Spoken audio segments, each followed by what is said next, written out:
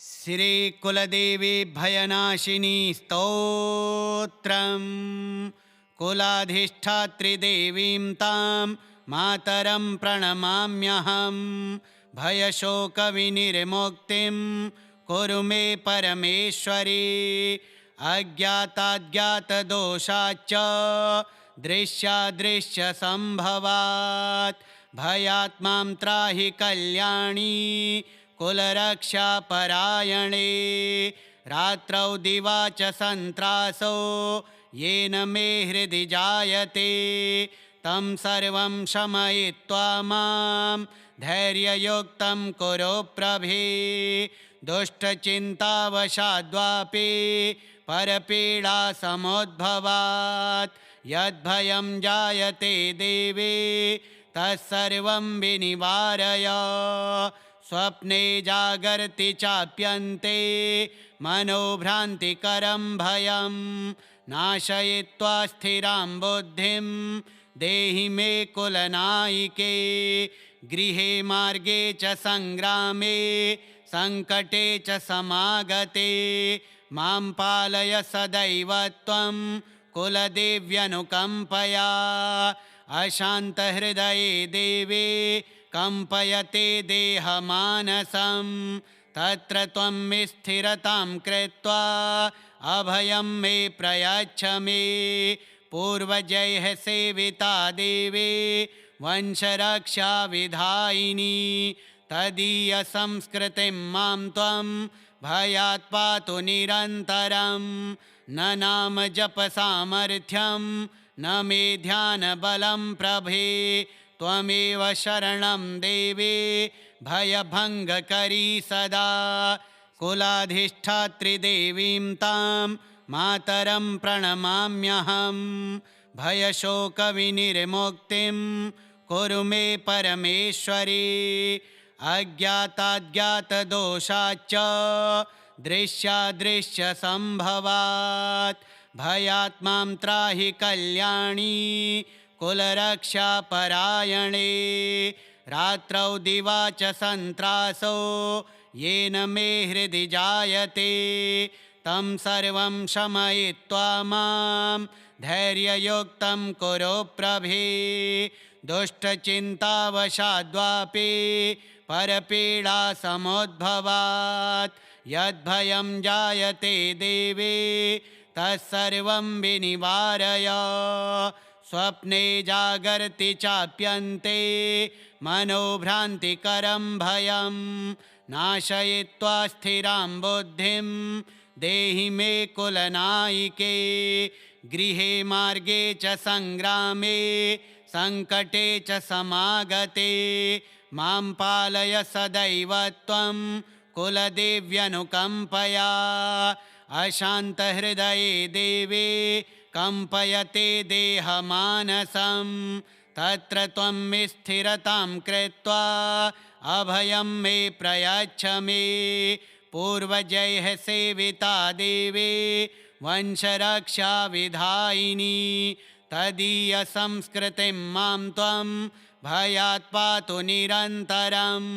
न नाम जपसामर्थ्यं न मे ध्यानबलं प्रभे त्वमेव शरणं देवे भयभङ्गकरी सदा। कुलाधिष्ठात्रिदेवीं तां मातरं प्रणमाम्यहम्। भयशोकविनिर्मुक्तिं कुरु मे परमेश्वरी। अज्ञाताज्ञातदोषाच्च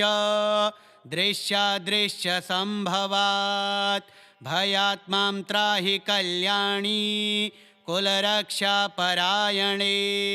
रात्रौ दिवा च सन्त्रासो येन मे हृदि जायते तं सर्वं शमयित्वा मां धैर्ययुक्तं कुरु प्रभे। दुष्टचिन्तावशाद्वापि परपीडा समुद्भवात् यद्भयं जायते देवे तत्सर्वं विनिवारय। स्वप्ने जागर्ति चाप्यन्ते मनोभ्रान्तिकरं भयं नाशयित्वा स्थिरां बुद्धिं देहि मे कुलनायिके। गृहे मार्गे च सङ्ग्रामे सङ्कटे च समागते मां पालय सदैव त्वं कुलदेव्यनुकम्पया अशान्तहृदये देवे कम्पयते देहमानसं तत्र त्वं स्थिरतां कृत्वा अभयं मे प्रयच्छ मे पूर्वजैः सेविता देवी वंशरक्षा विधायिनी तदीयसंस्कृतिं मां त्वं भयात् पातु निरन्तरं न नाम जपसामर्थ्यं न मे ध्यानबलं प्रभे त्वमेव शरणं देवी भयभङ्गकरी सदा कुलाधिष्ठात्रिदेवीं तां मातरं प्रणमाम्यहं भयशोकविनिर्मुक्तिं कुरु मे परमेश्वरी अज्ञाताज्ञातदोषाच्च दृश्यादृश्यसम्भवात् भयात् मां त्राहि कल्याणी कुलरक्षापरायणे रात्रौ दिवा च सन्त्रासो येन मे हृदि जायते तं सर्वं शमयित्वा मां धैर्ययुक्तं कुरु प्रभे दुष्टचिन्तावशाद्वापि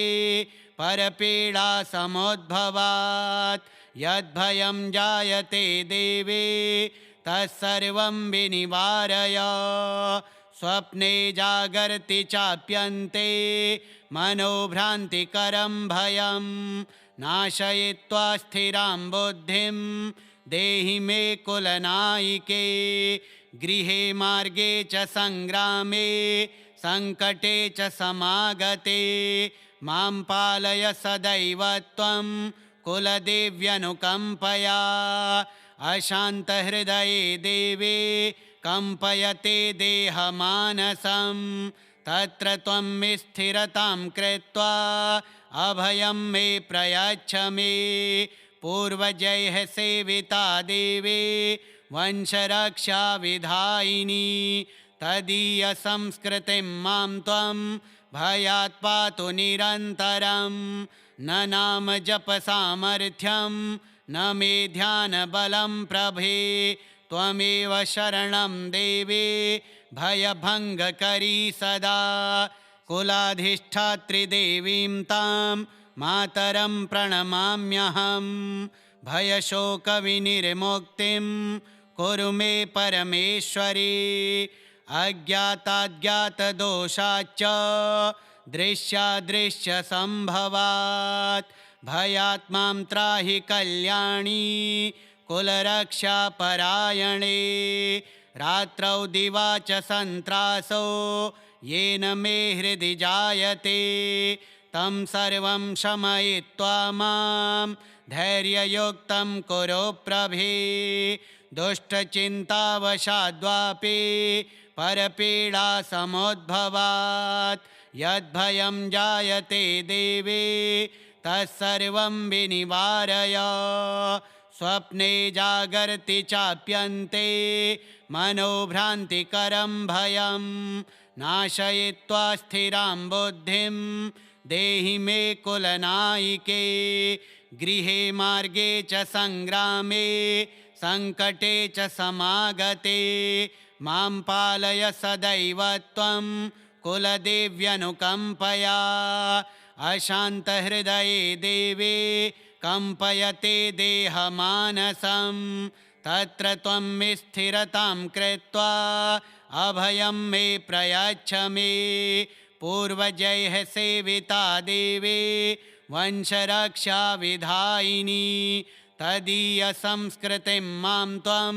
भयात् पातु निरन्तरं न नाम जपसामर्थ्यं न मे ध्यानबलं प्रभे त्वमेव शरणं देवी भयभङ्गकरी सदा कुलाधिष्ठात्रिदेवीं तां मातरं प्रणमाम्यहं भयशोकविनिर्मुक्तिं कुरु मे परमेश्वरी अज्ञाताज्ञातदोषाच्च दृश्यादृश्यसम्भवात् भयात् मां त्राहि कल्याणी कुलरक्षापरायणे रात्रौ दिवा च सन्त्रासो येन मे हृदि जायते तं सर्वं शमयित्वा मां धैर्ययुक्तं कुरु प्रभे दुष्टचिन्तावशाद्वापि परपीडा समुद्भवात् यद्भयं जायते देवे तत्सर्वं विनिवारय स्वप्ने जागर्ति चाप्यन्ते मनोभ्रान्तिकरं भयं नाशयित्वा स्थिरां बुद्धिं देहि मे कुलनायिके गृहे मार्गे च सङ्ग्रामे सङ्कटे च समागते मां पालय सदैव त्वं कुलदेव्यनुकम्पया अशान्तहृदये देवे कम्पयते देहमानसं तत्र त्वं स्थिरतां कृत्वा अभयं मे प्रयच्छ मे पूर्वजैः सेविता देवी वंशरक्षाविधायिनी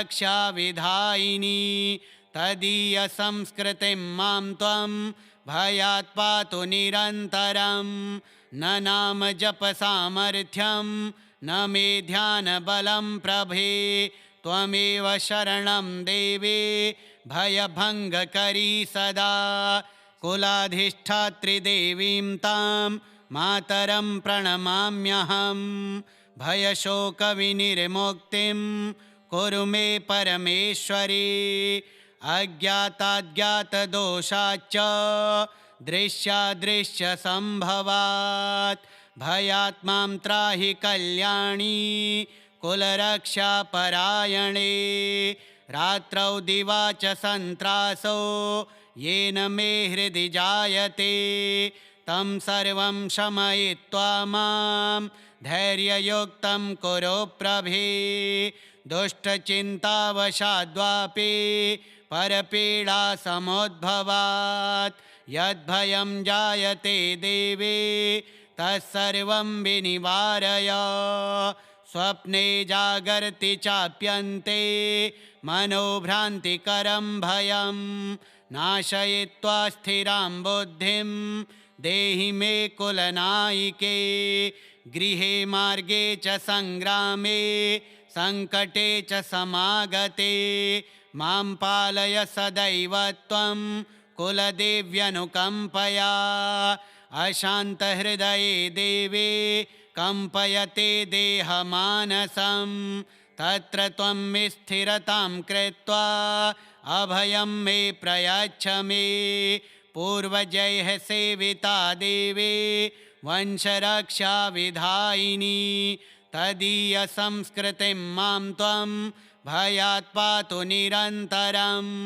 न नाम जपसामर्थ्यं न मे ध्यानबलं प्रभे त्वमेव शरणं देवी भयभङ्गकरी सदा कुलाधिष्ठात्री देवीं तां मातरं प्रणमाम्यहं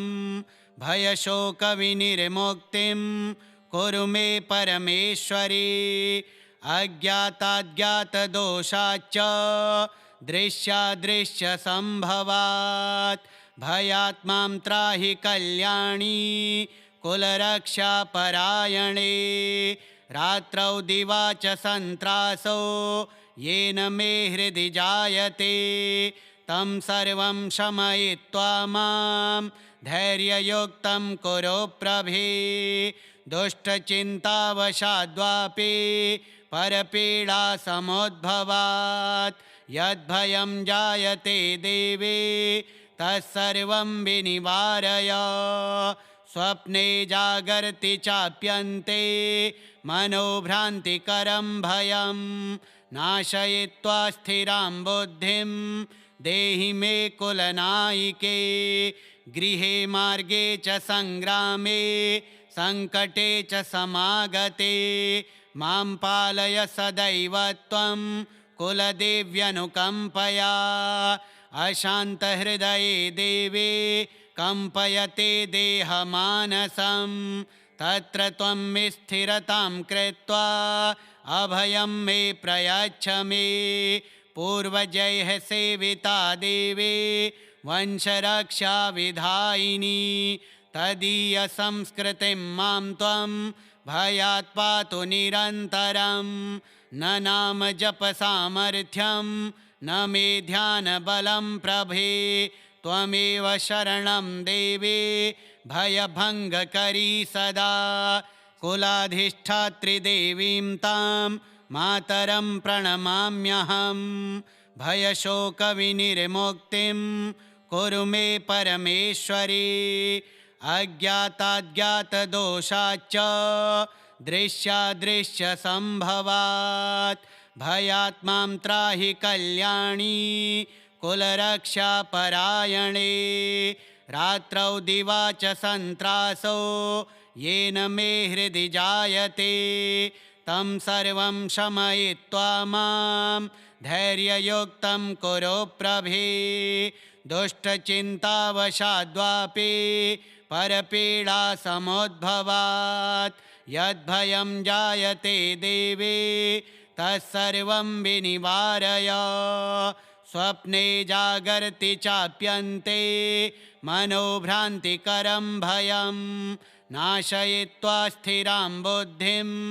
देहि मे कुलनायिके गृहे मार्गे च सङ्ग्रामे सङ्कटे च समागते मां पालय सदैव त्वं कुलदेव्यनुकम्पया अशान्तहृदये देवे कम्पयते देहमानसं तत्र त्वं स्थिरतां कृत्वा अभयं मे प्रयच्छ मे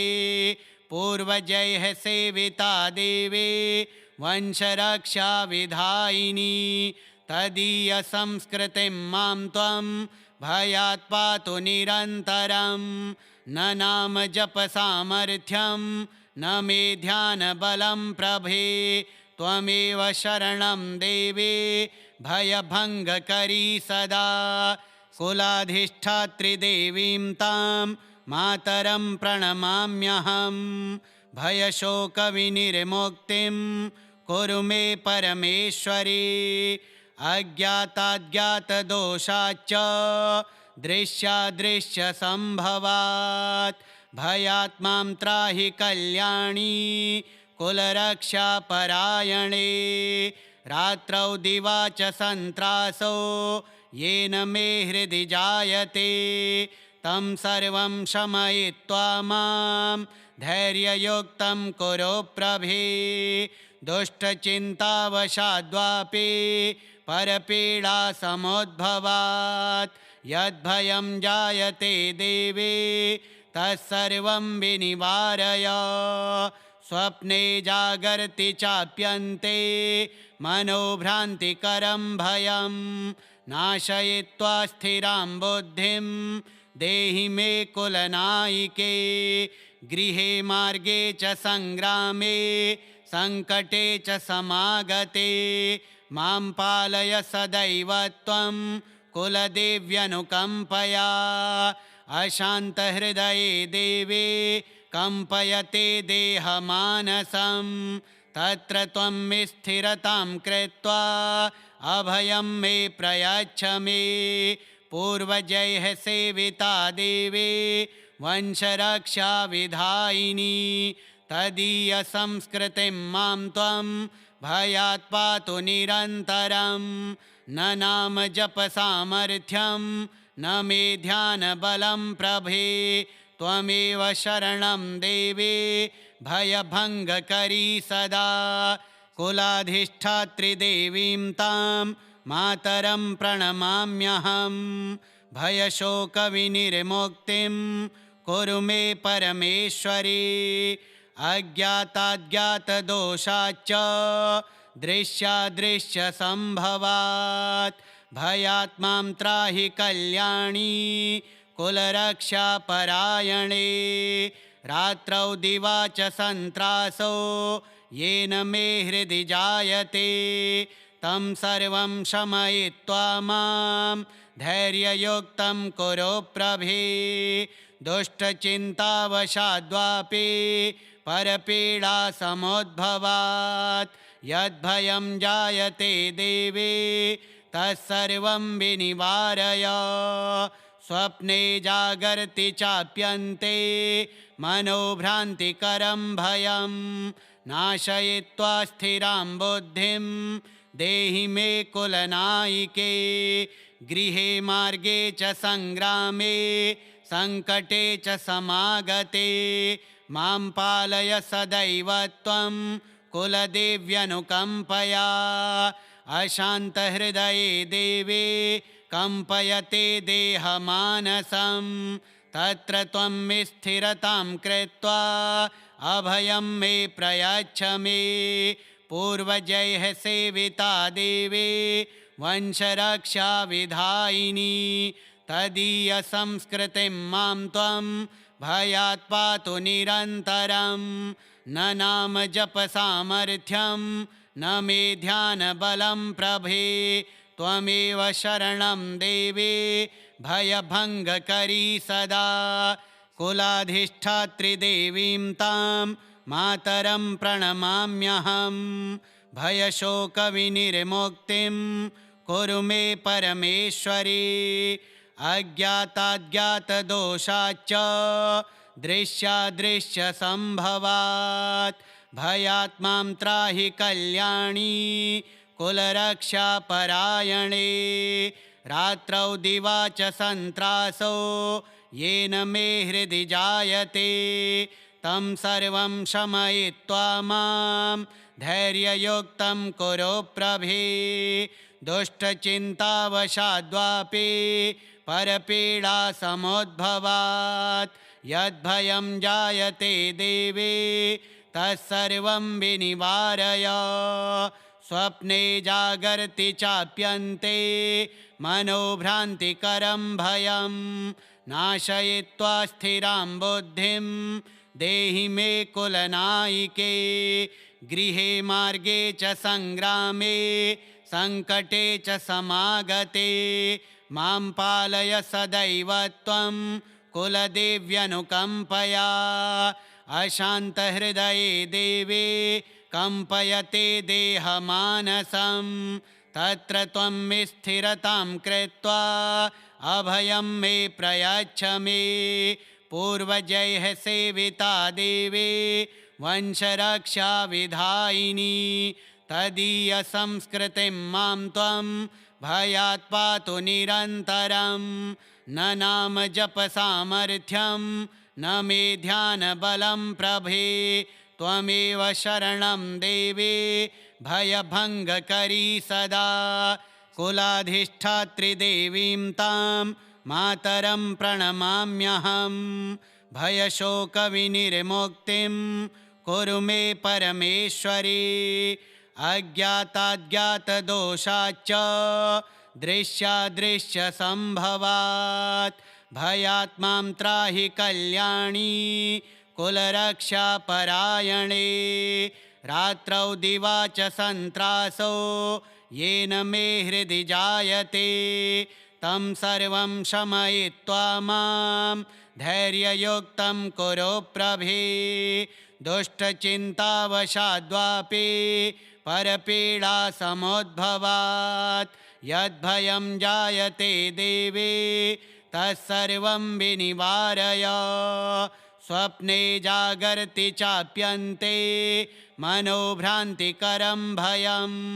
नाशयित्वा स्थिरां बुद्धिं देहि मे कुलनायिके गृहे मार्गे च संग्रामे संकटे च समागते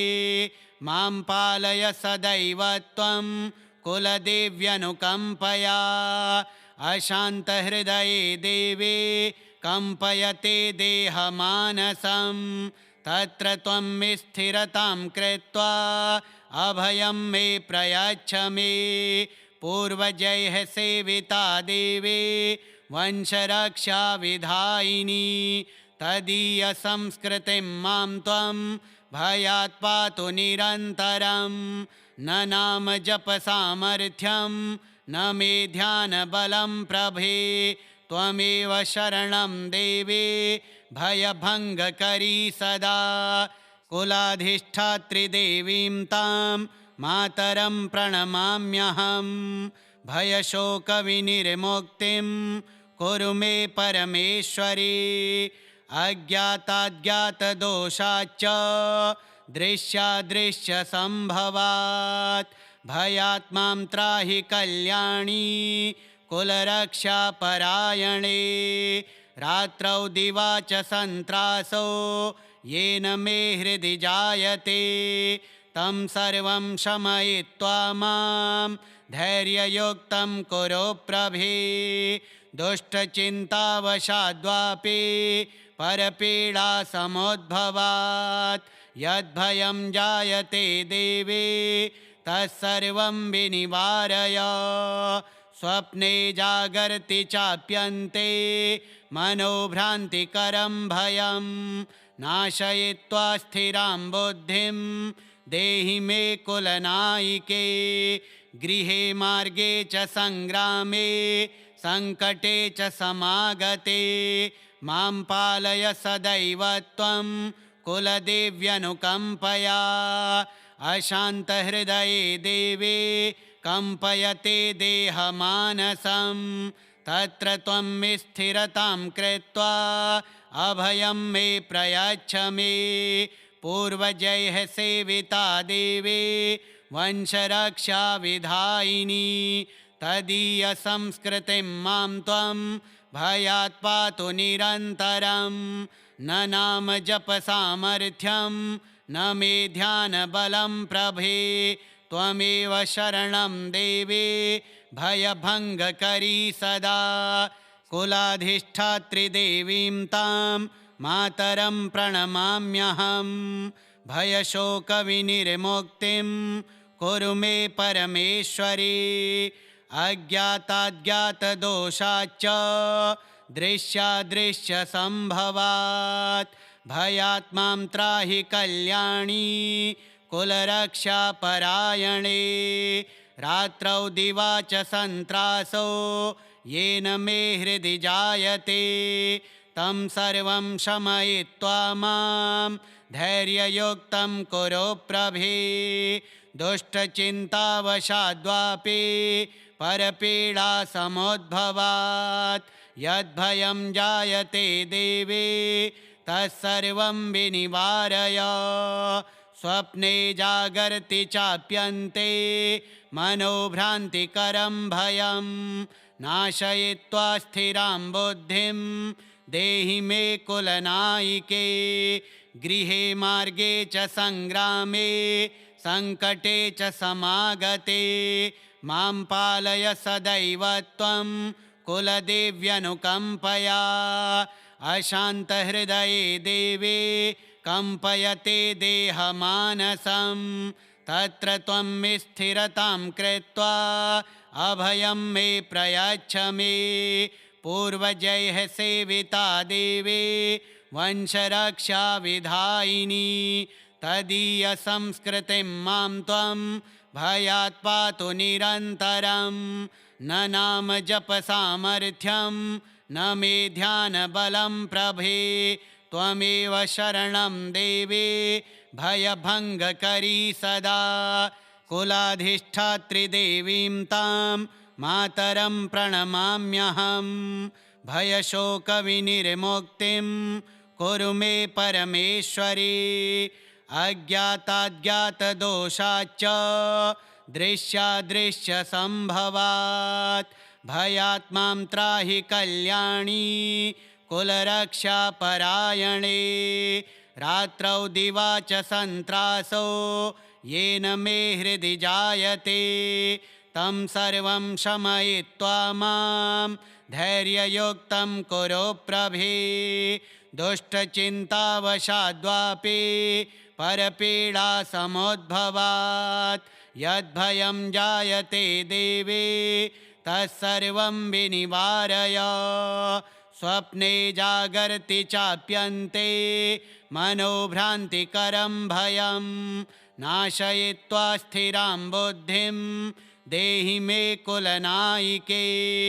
गृहे मार्गे च सङ्ग्रामे सङ्कटे च समागते मां पालय सदैव त्वं कुलदेव्यनुकम्पया। अशान्तहृदये देवे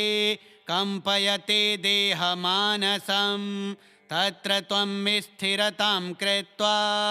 अभयं मे प्रयच्छ मे पूर्वजैः सेविता देवी वंशरक्षा विधायिनी तदीयसंस्कृतिं मां त्वं भयात् पातु निरन्तरं न नाम जपसामर्थ्यं न मे ध्यानबलं प्रभे त्वमेव शरणं देवी भयभङ्गकरी सदा कुलाधिष्ठात्रिदेवीं तां मातरं प्रणमाम्यहं भयशोकविनिर्मुक्तिं कुरु मे परमेश्वरी अज्ञाताज्ञातदोषाच्च दृश्यादृश्यसम्भवात् भयात् मां त्राहि कल्याणी कुलरक्षापरायणे रात्रौ दिवा च सन्त्रासो येन मे हृदि जायते तं सर्वं शमयित्वा मां धैर्ययुक्तं कुरु प्रभे दुष्टचिन्तावशाद्वापि परपीडा समुद्भवात् यद्भयं जायते देवे तत्सर्वं विनिवारय स्वप्ने जागर्ति चाप्यन्ते मनोभ्रान्तिकरं भयं नाशयित्वा स्थिरां बुद्धिं देहि मे कुलनायिके गृहे मार्गे च सङ्ग्रामे सङ्कटे च समागते मां पालय सदैव त्वं कुलदेव्यनुकम्पया अशान्तहृदये देवे कम्पयते देहमानसं तत्र त्वं स्थिरतां कृत्वा अभयं मे प्रयच्छ मे पूर्वजैः सेविता देवी वंशरक्षा विधायिनी तदीयसंस्कृतिं मां त्वं भयात् पातु निरन्तरं न नाम जपसामर्थ्यं न मे ध्यानबलं प्रभे त्वमेव शरणं देवी भयभङ्गकरी सदा कुलाधिष्ठात्रिदेवीं तां मातरं प्रणमाम्यहं भयशोकविनिर्मुक्तिं कुरु मे परमेश्वरी अज्ञाताज्ञातदोषाच्च दृश्यादृश्यसम्भवात् भयात् मां त्राहि कल्याणी कुलरक्षापरायणे रात्रौ दिवा च सन्त्रासो येन मे हृदि जायते तं सर्वं शमयित्वा मां धैर्ययुक्तं कुरु प्रभे दुष्टचिन्तावशाद्वापि परपीडा समुद्भवात् यद्भयं जायते देवे तत्सर्वं विनिवारय स्वप्ने जागर्ति चाप्यन्ते मनोभ्रान्तिकरं भयं नाशयित्वा स्थिरां बुद्धिं देहि मे कुलनायिके गृहे मार्गे च सङ्ग्रामे सङ्कटे च समागते मां पालय सदैव त्वं कुलदेव्यनुकम्पया अशान्तहृदये देवे कम्पयते देहमानसं तत्र त्वं स्थिरतां कृत्वा अभयं मे प्रयच्छ मे पूर्वजैः सेविता देवी वंशरक्षा विधायिनी तदीयसंस्कृतिं मां त्वं भयात् पातु निरन्तरं न नाम जपसामर्थ्यं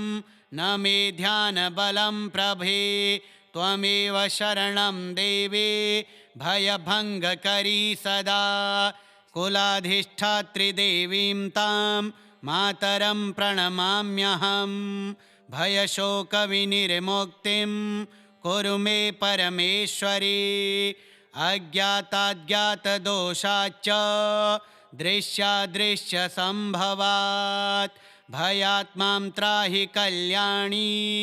कुलरक्षापरायणे रात्रौ दिवा च सन्त्रासो येन मे हृदि जायते तं सर्वं शमयित्वा मां धैर्ययुक्तं कुरु प्रभे दुष्टचिन्तावशाद्वापि परपीडा समुद्भवात् यद्भयं जायते देवे तत्सर्वं विनिवारय स्वप्ने जागर्ति चाप्यन्ते मनोभ्रान्तिकरं भयं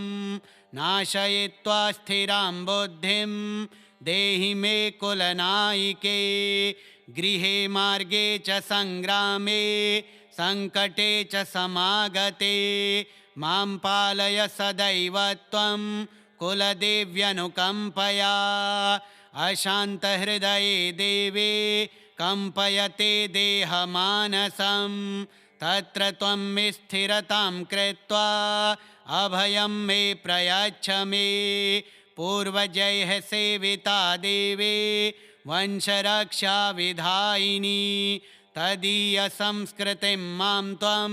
भयात् पातु निरन्तरं न नाम जपसामर्थ्यं न मे ध्यानबलं प्रभे त्वमेव शरणं देवे भयभङ्गकरी सदा कुलाधिष्ठात्री देवीं तां मातरं प्रणमाम्यहं भयशोकविनिर्मुक्तिं कुरु मे परमेश्वरी अज्ञाताज्ञातदोषाच्च दृश्यादृश्यसम्भवात् भयात् मां त्राहि कल्याणी कुलरक्षापरायणे रात्रौ दिवा च सन्त्रासो येन मे हृदि जायते तं सर्वं शमयित्वा मां धैर्ययुक्तं कुरु प्रभे दुष्टचिन्तावशाद्वापि परपीडा समुद्भवात् यद्भयं जायते देवे तत्सर्वं विनिवारय स्वप्ने जागर्ति चाप्यन्ते मनोभ्रान्तिकरं भयं नाशयित्वा स्थिरां बुद्धिं देहि मे कुलनायिके गृहे मार्गे च संग्रामे संकटे च समागते मां पालय सदैव त्वं कुलदेव्यनुकम्पया अशान्तहृदये देवे कम्पयते देहमानसं तत्र त्वं स्थिरतां कृत्वा अभयं मे प्रयच्छ मे पूर्वजैः सेविता देवे वंशरक्षा विधायिनी तदीयसंस्कृतिं मां त्वं भयात् पातु निरन्तरं न नाम जपसामर्थ्यं न मे ध्यानबलं प्रभे त्वमेव शरणं देवे भयभङ्गकरी सदा कुलाधिष्ठात्री देवीं तां मातरं प्रणमाम्यहं भयशोकविनिर्मुक्तिं कुरु मे परमेश्वरी अज्ञाताज्ञातदोषाच्च दृश्यादृश्यसम्भवात् भयात् मां त्राहि कल्याणी कुलरक्षापरायणे रात्रौ दिवा च सन्त्रासो येन मे हृदि जायते तं सर्वं शमयित्वा मां धैर्ययुक्तं कुरु प्रभे दुष्टचिन्तावशाद्वापि परपीडा समुद्भवात् यद्भयं जायते देवे तत्सर्वं विनिवारय स्वप्ने जागर्ति चाप्यन्ते मनोभ्रान्तिकरं भयं नाशयित्वा स्थिरां बुद्धिं देहि मे कुलनायिके गृहे मार्गे च संग्रामे संकटे च समागते मां पालय सदैव त्वं कुलदेव्यनुकम्पया अशान्तहृदये देवे कम्पयते देहमानसं तत्र त्वं स्थिरतां कृत्वा अभयं मे प्रयच्छ मे पूर्वजैः सेविता देवे वंशरक्षा विधायिनी तदीयसंस्कृतिं मां त्वं भयात् पातु निरन्तरं न नाम जप सामर्थ्यं न मे ध्यानबलं प्रभे त्वमेव शरणं देवे भयभङ्गकरी सदा कुलाधिष्ठात्री देवीं तां मातरं प्रणमाम्यहं भयशोकविनिर्मुक्तिं कुरु मे परमेश्वरी अज्ञाताज्ञातदोषाच्च दृश्यादृश्यसम्भवात् भयात्मां त्राहि कल्याणी कुलरक्षापरायणे रात्रौ दिवा च सन्त्रासो येन मे हृदि जायते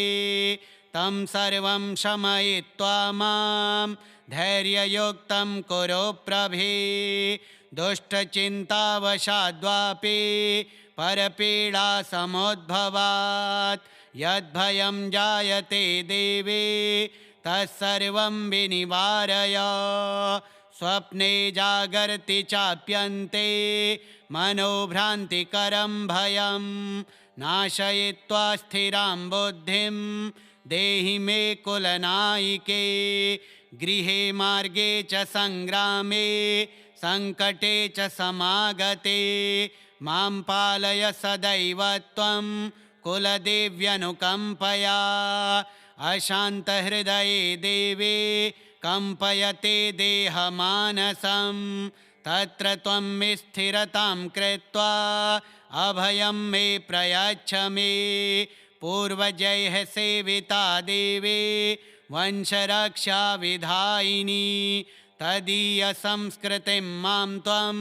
भयात् पातु निरन्तरं न नाम जप सामर्थ्यं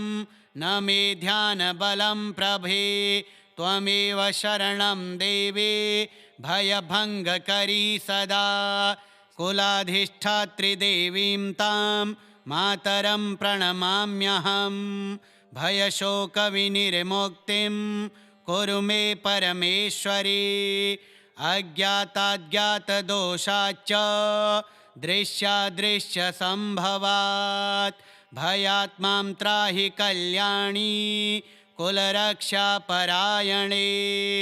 रात्रौ दिवा च सन्त्रासो येन मे हृदि जायते तं सर्वं शमयित्वा मां धैर्ययुक्तं कुरु प्रभे दुष्टचिन्तावशाद्वापि परपीडा समुद्भवात् यद्भयं जायते देवे तत्सर्वं विनिवारय स्वप्ने जागर्ति चाप्यन्ते मनोभ्रान्तिकरं भयं नाशयित्वा स्थिरां बुद्धिं देहि मे कुलनायिके गृहे मार्गे च संग्रामे संकटे च समागते मां पालय सदैव त्वं कुलदेव्यनुकम्पया अशान्तहृदये देवे कम्पयते देहमानसं तत्र त्वं स्थिरतां कृत्वा अभयं मे प्रयच्छ मे पूर्वजैः सेविता देवे वंशरक्षा विधायिनी तदीयसंस्कृतिं मां त्वं भयात् पातु निरन्तरं न नाम जप सामर्थ्यं न मे ध्यानबलं प्रभे त्वमेव शरणं देवे भयभङ्गकरी सदा कुलाधिष्ठात्री देवीं तां मातरं प्रणमाम्यहं भयशोकविनिर्मुक्तिं कुरु मे परमेश्वरी अज्ञाताज्ञातदोषाच्च दृश्यादृश्यसम्भवात् भयात्मां त्राहि कल्याणी कुलरक्षापरायणे रात्रौ दिवा च सन्त्रासो येन मे हृदि जायते तं सर्वं शमयित्वा मां धैर्ययुक्तं कुरु प्रभे दुष्टचिन्तावशाद्वापि परपीडा समुद्भवात् यद्भयं जायते देवे तत्सर्वं विनिवारय स्वप्ने जागर्ति चाप्यन्ते मनोभ्रान्तिकरं भयं नाशयित्वा स्थिरां बुद्धिं देहि मे कुलनायिके। गृहे मार्गे च संग्रामे संकटे च समागते मां पालय सदैव त्वं कुलदेव्यनुकम्पया। अशान्तहृदये देवे कम्पयते देहमानसं तत्र त्वं स्थिरतां कृत्वा अभयं मे प्रयच्छ मे। पूर्वजैः सेविता देवे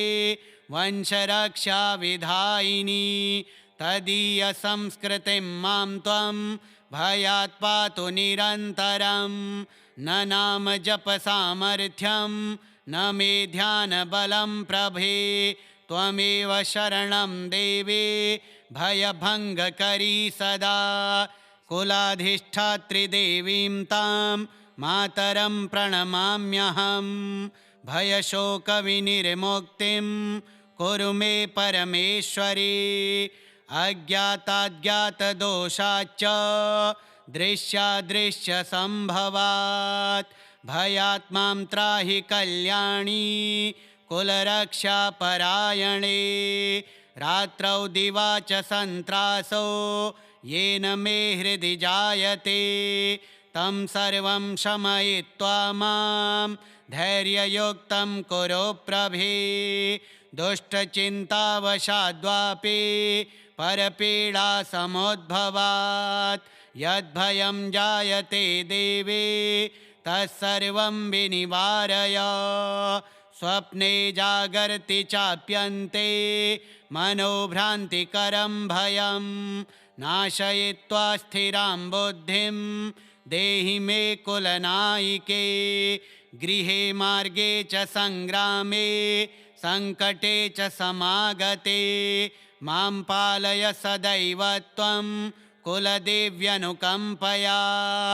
अशान्तहृदये देवे कम्पयते देहमानसं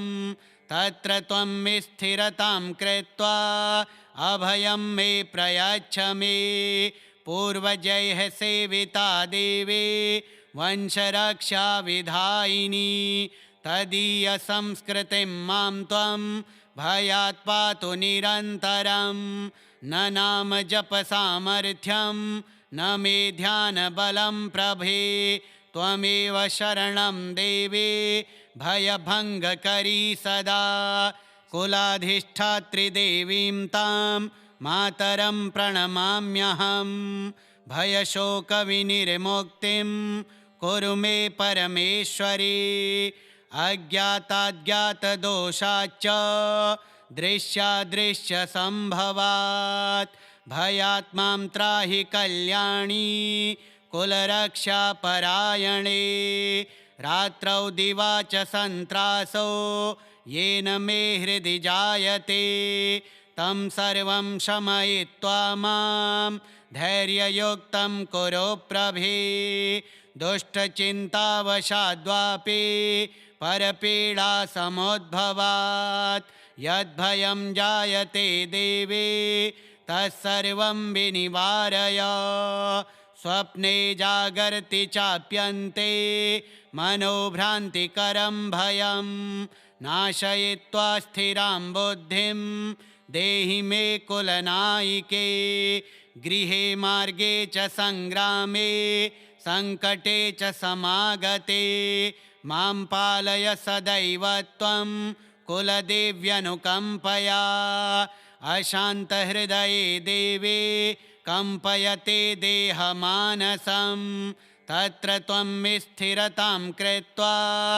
अभयं मे प्रयच्छ मे। पूर्वजैः सेविता देवे वंशरक्षा विधायिनी तदीयसंस्कृतिं मां त्वं भयात् पातु निरन्तरं। न नाम जप सामर्थ्यं न मे ध्यानबलं प्रभे त्वमेव शरणं देवे भयभङ्गकरी सदा। कुलाधिष्ठात्री देवीं तां मातरं प्रणमाम्यहं भयशोकविनिर्मुक्तिं कुरु मे परमेश्वरी। अज्ञाताज्ञातदोषाच्च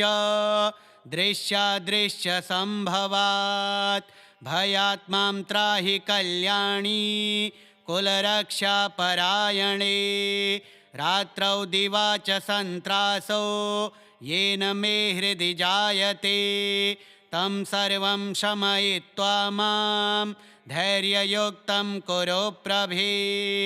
दुष्टचिन्तावशाद्वापि परपीडा समुद्भवात् यद्भयं जायते देवे तत्सर्वं विनिवारय स्वप्ने जागर्ति चाप्यन्ते मनोभ्रान्तिकरं भयं नाशयित्वा स्थिरां बुद्धिं देहि मे कुलनायिके गृहे मार्गे च संग्रामे संकटे च समागते मां पालय सदैव त्वं कुलदेव्यनुकम्पया अशान्तहृदये देवे कम्पयते देहमानसं तत्र त्वं स्थिरतां कृत्वा अभयं मे प्रयच्छ मे पूर्वजैः सेविता देवी वंशरक्षा विधायिनी तदीयसंस्कृतिं मां त्वं भयात् पातु निरन्तरं न नाम जपसामर्थ्यं न मे ध्यानबलं प्रभे त्वमेव शरणं देवे भयभङ्गकरी सदा कुलाधिष्ठात्री देवीं तां मातरं प्रणमाम्यहं भयशोकविनिर्मुक्तिं कुरु मे परमेश्वरी अज्ञाताज्ञातदोषाच्च दृश्यादृश्यसम्भवात् भयात् मां त्राहि कल्याणी कुलरक्षापरायणे रात्रौ दिवा च सन्त्रासो येन मे हृदि जायते तं सर्वं शमयित्वा मां धैर्ययुक्तं कुरु प्रभे दुष्टचिन्तावशाद्वापि परपीडा समुद्भवात् यद्भयं जायते देवे तत्सर्वं विनिवारय स्वप्ने जागर्ति चाप्यन्ते मनोभ्रान्तिकरं भयं नाशयित्वा स्थिरां बुद्धिं देहि मे कुलनायिके गृहे मार्गे च संग्रामे संकटे च समागते मां पालय सदैव त्वं कुलदेव्यनुकम्पया अशान्तहृदये देवे कम्पयते देहमानसं तत्र त्वं स्थिरतां कृत्वा अभयं मे प्रयच्छ मे पूर्वजैः सेविता देवी वंशरक्षा विधायिनी तदीयसंस्कृतिं मां त्वं भयात् पातु निरन्तरं न नाम जपसामर्थ्यं न मे ध्यानबलं प्रभे त्वमेव शरणं देवे भयभङ्गकरी सदा कुलाधिष्ठात्री देवीं तां मातरं प्रणमाम्यहं भयशोकविनिर्मुक्तिं कुरु मे परमेश्वरी अज्ञाताज्ञातदोषाच्च दृश्यादृश्यसम्भवात् भयात् मां त्राहि कल्याणी कुलरक्षापरायणे रात्रौ दिवा च सन्त्रासो येन मे हृदि जायते तं सर्वं शमयित्वा मां धैर्ययुक्तं कुरु प्रभे दुष्टचिन्तावशाद्वापि परपीडा समुद्भवात् यद्भयं जायते देवे तत्सर्वं विनिवारय स्वप्ने जागर्ति चाप्यन्ते मनोभ्रान्तिकरं भयं नाशयित्वा स्थिरां बुद्धिं देहि मे कुलनायिके गृहे मार्गे च संग्रामे संकटे च समागते मां पालय सदैव त्वं कुलदेव्यनुकम्पया अशान्तहृदये देवे कम्पयते देहमानसं तत्र त्वं स्थिरतां कृत्वा अभयं मे प्रयच्छ मे पूर्वजैः सेविता देवी वंशरक्षा विधायिनी तदीयसंस्कृतिं मां त्वं भयात् पातु निरन्तरं न नाम जपसामर्थ्यं न मे ध्यानबलं प्रभे त्वमेव शरणं देवी भयभङ्गकरी सदा कुलाधिष्ठात्रिदेवीं तां मातरं प्रणमाम्यहं भयशोकविनिर्मुक्तिं कुरु मे परमेश्वरी अज्ञाताज्ञातदोषाच्च दृश्यादृश्यसम्भवात् भयात् मां त्राहि कल्याणी कुलरक्षापरायणे रात्रौ दिवा च सन्त्रासो येन मे हृदि जायते तं सर्वं शमयित्वा मां धैर्ययुक्तं कुरु प्रभे दुष्टचिन्तावशाद्वापि परपीडा समुद्भवात् यद्भयं जायते देवे